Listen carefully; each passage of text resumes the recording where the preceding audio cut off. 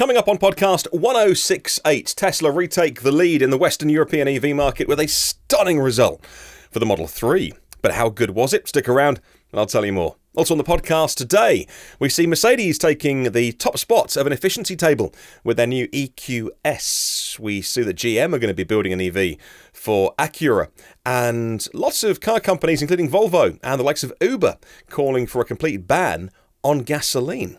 I'll get all the details and a lot more as well on the final EV News Daily of your working week. Good morning, good afternoon, good evening, wherever you're listening around the world. Welcome to EV News Daily. My name is Martin Lee, and I go through every EV story because you're busy, so you don't have to. Think of it like a TLDR of the EV community. We'll start with the Western European EV market. Now, this is provided by Matthias Schmidt, who is an automotive analyst. The plug-in volumes in Q1.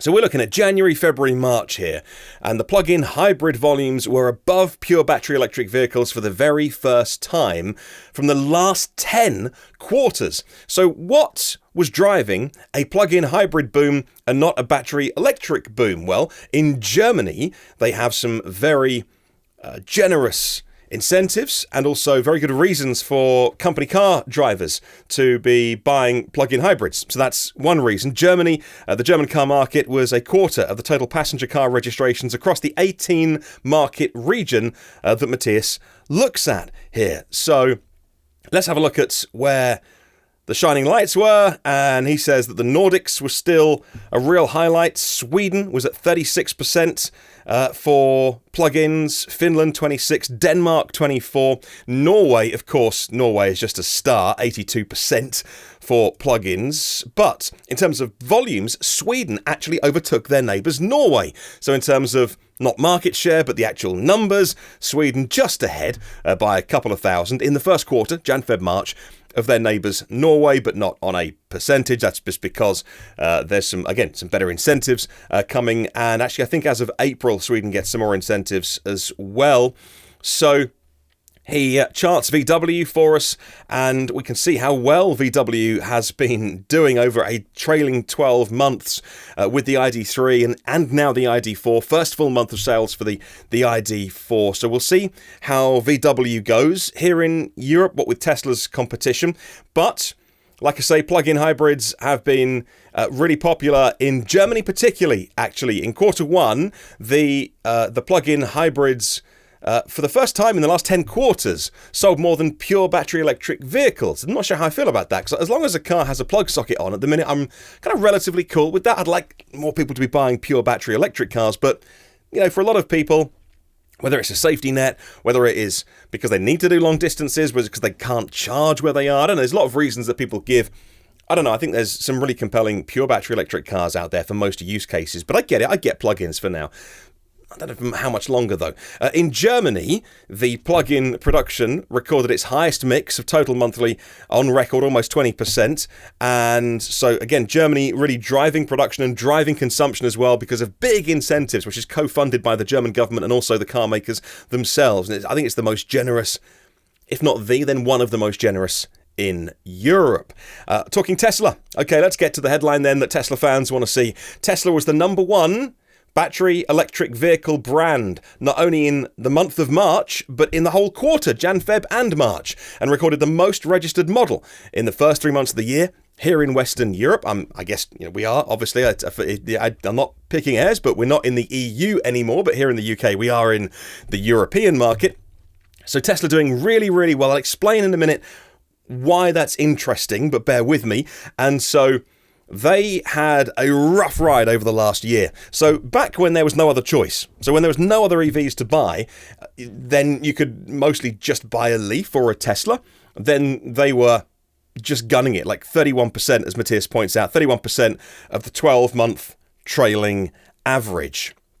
That went down to 13% with increased competition. Now they're coming back a little bit. He expects them to be at 20% by the end of the year. So we'll see how that goes. I think he's probably bang on the money. He knows far more about this analysis than I do. He spends his life doing this. So let's have a look at how Tesla managed to halt that, and that's with an increased focus on an end-of-quarter rush. By the way, in Germany, The German plug-in passenger cars in circulation remains on course to be the first European market to hit the 1 million mark, as he says, before the end of the summer, and just before the German Chancellor Angela Merkel departs her post, securing an electric legacy. That's a big one. The segment that everybody wants to buy, SUV crossovers. And finally, he points out that the total Western European markets, 18 markets, trailing 12-month, the pure electric cars, which is, I guess, what I kind of get more excited about, the pure electric cars cumulative total was 800,000. He expects it to be a trailing 1 million by the summer, which is mega news. Okay, now let's pick out why Tesla did really well. Tesla was number one, not only on the quarter, but also on the month as well. And of course, they did it with the Model 3 because there's no Model S sales. Well, in the UK at least. I've looked at the UK design studio in Tesla. Model S, Model X says end of 2022. Not this year, 22. And so that is going to be Tesla time beginning of 23, or maybe they'll knock it out of the park and we'll get some. So there's going to be none of their premium cars coming to here in the UK. Of course, we're right-hand drive, we're a smaller market, I get that. And so this is driven by Model 3s. Let's have a look at this and see how they've done. This is Jose Pontes. He points out that the sports sedan returned to form by delivering 24,184 deliveries in a month, a larger than expected high tide, registering 4 times more units than the runner-up, the Hyundai Kona. So I've got for those watching the visual version of this podcast, got the stats on screen right now from him. Regarding March, the Model 3 had several 4-digit scores, 6,500 here in the UK, 4,500 France, 3,500 Germany, just over 2,000 Norway, big sales in Italy, Sweden, Austria as well.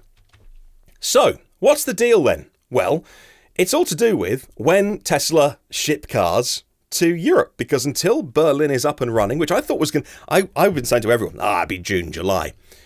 Following the earnings call recently, they really dampened down a lot of excitement, saying, look, volume production next year, and we hope to get production out by the end of the year. That is, I'm a little disappointed, but I'm not the one building the factory, so, who am I to comment? So, maybe they're just dampening things down, like they did with the Model Y, because if you remember the Model Y, all of a sudden one day they were like, oh, hey, by the way, we've made a ton of them, they're coming next week. So, it could be that. I don't know, wait and see. So, yeah, it's super interesting to look at. If you look at the monthly numbers, actually, and which I can do, actually, if I show you the monthly numbers for January, I've got them here in my search history, and I'll just bring them up again for those watching this. Number 1 in January, XC40 plug-in, then it was the Zoe, the Nero, the BMW 330e plug-in, then the ID3, E208, e-tron, Kona EV. There's no sign of a Tesla in January because we didn't get any. So at least they have 2 facilities now they can ship from, whether it's coming across the Atlantic from Fremont or whether it's coming from China, but it all has to do with when those cars arrive here in Europe, and when they do, they arrive in style. Okay, let's move on. We'll talk about Rivian. Now, this is courtesy of a tweet of Jeff Bezos's, I guess you would call it, space exploration / space tourism company. That would be Blue Origin. And the tweet said you can buy your very first seat on New Shepard. You can sign up now. And if you want to go into space and you have a few spare millions, I suppose. But they put a little 50-second video online of Jeff Bezos driving through the desert to rescue one of the capsules that had come down. Because he's obviously Superman, clearly. And sarcasm, if you couldn't detect it. And there were some pictures, which is super interesting. So here's a screenshot, again, for those watching, of Jeff Bezos driving a Rivian R1T, the truck, through the desert. Why is it important? Well, it's a pre-production model. Does it look completely finished? No, there's something happening around the lights which doesn't look completely finished. It's got the decals on the side, but otherwise it looks kind of there. Why is he driving it? Well, Amazon, Jeff Bezos, Amazon, big investor, Rivian, why not? Good publicity all around. Another screenshot here of the vehicles coming into just shot, and just a couple of screenshots to have a look at. But these vehicles look mostly finished, and good news for anyone who watches or listens to this, who's expecting their Rivian R1T, the truck, which gets delivered in June. Looking pretty finished, actually, and looking nice. They weren't going... It's an exciting kind of 50-second video they put online. Weren't really travelling at speed, weren't really hitting the big bumps in the desert. They kind of weren't, they weren't flying over the sand dunes, and I wasn't left thinking, crikey, that's built pretty strong. They were taking it easy. These are pre-production cars, of course, but hey, when you own the company, a big chunk of it, I guess you can do that. All right, let's move on. And let's talk about a new charging index. Well, it's been out a couple of years, but the charging index, which places Mercedes-Benz and the EQS in first place. Let's take a look. The victory of the Mercedes-Benz EQS is no coincidence, based on several factors in terms of this chart. It has a big net capacity battery, so it's 107.8 kilowatt hours. The battery of the Model S is 95 kilowatt hours or so, even though it was labelled P100D.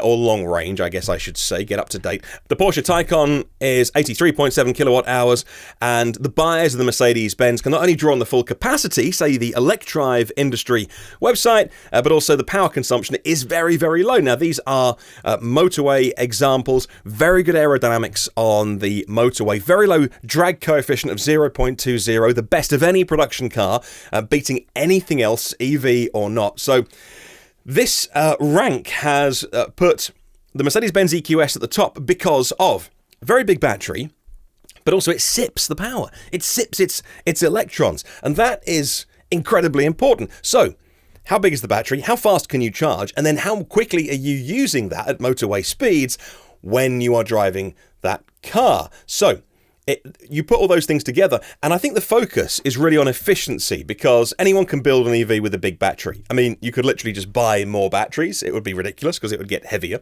But, people say, oh, this so-and-so EV could have a battery of 150 kilowatt hours. That means nothing. I could build one with a battery that big. You just buy lots of batteries. What's key is how quickly can it charge, and how does it use that power? So the Mercedes-Benz EQS will charge well over 200 kilowatts, and unlike the Porsche Taycan, doesn't have a higher voltage system. It's not an 800 volt system, but the larger capacity enables a peak power well over 200, an average when you go from 10 to 80 of 164 kilowatts on this 400 volt basis, which is just mega. So this, again, this chart, if you were a bit of a stat fan, you can watch this online, but they've charted the 10-minute edition and the 20-minute edition. So you plug in, you charge for 10 minutes, arriving at a 10% state of charge, by the way, not 20% and not running it dead, but you're arriving at 10, and how quickly can you add those kilometers in this case? So in the Mercedes-Benz EQS, you plug in for 10 minutes, you get 144 kilometers, which is crazy good. And then if you leave it plugged in, you leave it for another 20 minutes, after 20 minutes, you get 122 extra kilometers. That is 266 kilometers added in 20 minutes. So that is to a 62% state of charge. Model 3 comes next. That's the long-range Model 3. You won't be surprised. That will get to 70% in 20 minutes and add 221 kilometers. And so when you start talking about, I wonder whether I should do this more on the podcast, and whether we should do it more generally as an EV community and industry, is talk about how many miles added per minute or per time, starting at, because you have to start at a certain amount, because that is largely the charging curve on most cars, sort of Mach-E accepted, is really about when you plug in at what state of charge. So I think we should talk about it more, because it does combine charge speed and efficiency as well. And so, just to let you know, in third place, ID3 Pro S, then the Taycan Turbo S, then the Model S P100D, which again, slightly outdated terminology on this, and then the Audi e-tron 55, that's the big battery, and then the Model X, the long range. So, I'll pop a link in the show notes if you want to have a look at all this data for yourself. The thing that, of course, this is missing is the new Korean cars, and I'll be fascinated to see this when they come out. So we're talking Ioniq 5 from Hyundai and Kia EV6, because Not because they've got an 800 volt system, that doesn't inherently make them better, but they have really been touting how many miles they can add in 18 minutes, plugging in at 10%. So this will be fascinating when we add that data in here. All right, let's move on. And Ford are nearing a decision to license the VW technology for their second European EV. Ford is nearing a decision to license the BEV platform, the pure electric platform, which is called MEB. Says the Detroit News, Ford has already said it plans to produce a car using the platform in Cologne in Germany from 2023. That's going to be the first one. Ford has been moving forward with their EV plans. New CEO is Jim Farley, one of the main architects of that alliance between VW and Ford. Previously, it was all about commercial vans, and then it's been expanded now, as the Detroit News says here. It seems like a win-win all round. Ford get to bring full EVs to the European market. VW get to recoup some of that investment in their MEB platform. And again, consumers get cars based on a really good, solid platform. Ford get to skip all of that R&D and just get access to a platform, as many bits as they want, I imagine, in terms of everything under the skin. They'll style the car and it'll look and feel like a Ford when you're driving it. Then they'll tune it, etc., etc. So don't know what that car, the second one, is going to be yet, but that's a second Ford confirmed here for Europe. I must remind you, not for the US. Okay, let's continue, and we'll talk GM. I mentioned it at the beginning of the show. They will be building a large SUV for Acura. Honda quietly mentioned in plans for their two large-sized EV models in a press release, talking about something else, actually, but it was kind of almost an afterthought. GM are going to build one for Honda and one for Acura. Both are going to be called 2024 model year, and they won't be built just from GM-sourced batteries, but by actual GM employees, as confirmed by an Acura spokesperson to The Drive website, writes James Gilboy today. It's going to be sold in North America, 2 electric crossovers built at 2 separate GM plants, one of them in Mexico, where the Blazer and the Equinox are made, and the Acura one is going to be made in Spring Hill, Tennessee. In an email to The Drive, they said this, and I quote, "We are jointly developing 2 EVs using GM's Ultium batteries for the North American market as a 2024 model year. One for the Honda brand and one for Acura. As announced a year ago in April, they'll be produced by GM." So, Honda there, again, managing to skip and press fast forward on the development timeline by getting their checkbook out and licensing technology. Not just licensing it, whereas the Ford and VW deal, GM making the vehicles. That's a proper admission by Honda that they got nothing in the locker. I mean, they got the talent. I mean, they're a strong engineering company that could, if they wanted to, get the job done themselves. They just seem catching up big time. All right, let's move on. Volvo, Uber, more calling for an EU ban on gasoline. The likes of Volvo and Vattenfall, among 27 companies calling on the EU to ban sale of new gas and diesel cars by 2035 to accelerate the transition to electric cars, says S&P Global Platts Analytics. The EU Commission will propose new targets this summer as part of a package of legislation to cut overall emissions by 55% by 2030 and reach net zero by 2050. Germany is the region's biggest economy and largest oil market. Sweden, Denmark, Ireland and the Netherlands will be ending ICE sales in 2030. Norway is Europe's electric car powerhouse. They are aiming for 2025. That's not law, but it's about as good as. It's a very strong recommendation, if you like, a very strong target. UK are aiming for 2030, but the UK is allowing plug-in hybrids up to a certain distance, still TBC. Let's hope it's a decent distance. Otherwise, a bit of a get-out-of-jail-free card for those that want to make plug-in hybrids. All right, moving on. SK Innovation, their EV battery material units, had an IPO in Seoul, and it fetched $2 billion. Why are we talking about this? Not a financial podcast, bear with me. The South Korean energy supplier SK Innovation and SKIE Technology raised $2 billion in the battery material units initial public offering, biggest in 4 years, says Yahoo Finance, who point out that they will be using the proceeds of that $2 billion to expand and spend for capital investment in Poland and China for cell production. This is why I'm mentioning it on this podcast, because it means that it solves one of the biggest issues that we've got, which is we are cell supply constrained in the EV community right now. So every cell that can be made in the world is being used somewhere, cars or storage. And so the company announced they're going to spend 1.1 trillion won building new factories in Poland to meet growing demand amid an EV boom here in Europe. That is fantastic news. Now, talking storage, mentioning storage as I just did, Tesla's Powerwall 2 Plus images and specs are now online. Tesla has released the specs and the first images of Powerwall 2 Plus, that way round, after Elon Musk announced it last week during Tesla's earnings call. He said that it went into production last November. Now we have the spec sheets, courtesy of Fred over at Electrek, who points out the Powerwall Plus has a top power now of 9.6 kilowatts. That's how much power you can draw out of the thing at once. It was previously 5 kilowatts that's continuous with a 7 kilowatt peak. Tesla has a new inverter with integrated breaker.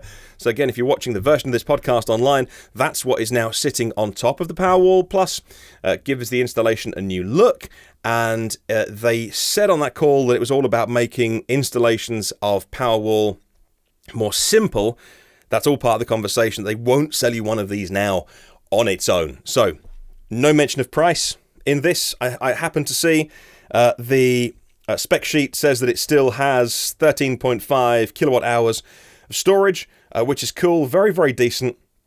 And yeah, like I say, now an increased, continuous, off-grid, I must add. So only when your power gets cut off, so if you are disconnected from the grid, of 9.6 kilowatts. I can't think why you'd need to pull so much, but I guess I'm not in a country where, I've got maybe a couple of air conditioning systems and those kind of systems that when they fire up, have a very big load on your circuits, and then they tend to taper down and either tick over or shut off completely. So a bit like your fridge does, I guess. I think anyway. Again, I'm no engineer.